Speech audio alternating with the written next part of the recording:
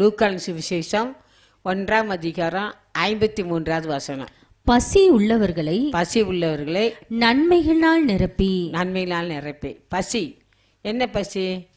கத்திரிமால் நமக்கு என்ன இருக்கணும்? பசி. கத்திரிமால் நமக்கு என்ன வேணும்? பசி இருக்கணும். எப்போ ஆண்டவரை பார்க்கணும், எப்போ அவரை பார்க்கணும், எப்போ ஆண்டவர்கிட்ட பேசணும், ஆண்டவரோடு இருக்கணும்.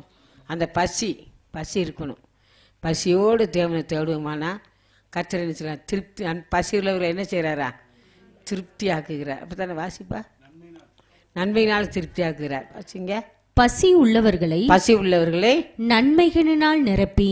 பசி உள்ள நன்மையினால நிரப்புறார். பசி இருக்கா? தேவன் மேலே பசி. சாப்பிட்ற பசி இல்லை, தேவன் மேலே பசி.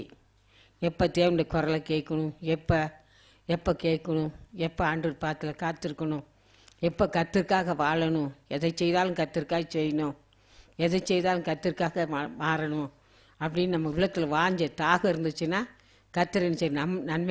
நன்மையினால் நம்மளை நிரப்புகிறார். நமக்கு அந்த வாஞ்ச தாகம் வேணும். நன்மை யாருக்கு இது எது மேலே பசியாக இருக்கணுமா?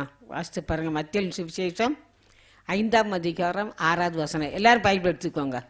மத்தேயு சுவிசேஷம் 5:6 நீதியின் மேல் பசி தாகமுள்ளவர்கள் பாக்கியவான்கள். நீதி மேல, அதாவது நீதி யாரு? நீதி யாரு? இயேசு கிறிஸ்து. வாசித்து பாருங்க. 1 கொரிந்தியர் 1:31 அவனே தேவனால் நமக்கு ஞானமும்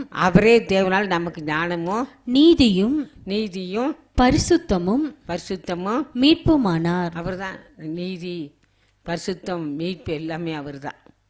அவர் மேல பசி. அதான் பசி உள்ளவர்களை கர்த்தர் என்ன செய்யற? நன்மையினால திருப்தி ஆக்குகிறார். யார் மேல? கர்த்தராகி தேவன் மேல பிரியமா இருக்கணும். ஆண்டவராகிய இயேசு கிறிஸ்து எப்போ வருவார், எப்போ நான் அவரோடு போய் இருப்பேன், அந்த தாகம் வாஞ்ச உள்ளத்தில் இருக்கணும். ஏக்கம். அதான் பாதர் பாடுற ஏக்கம். பாதர் நிறைய பாட்டில் பார்த்தீங்கன்னா ஏக்கம் தான் பாதர் பாடுவார். அப்படிப்பட்ட ஒரு ஏக்கம் வர நமக்கு, அப்படிப்பட்ட தாகம், அப்படிப்பட்ட கர்த்தர் மேல் பசி வேணும்.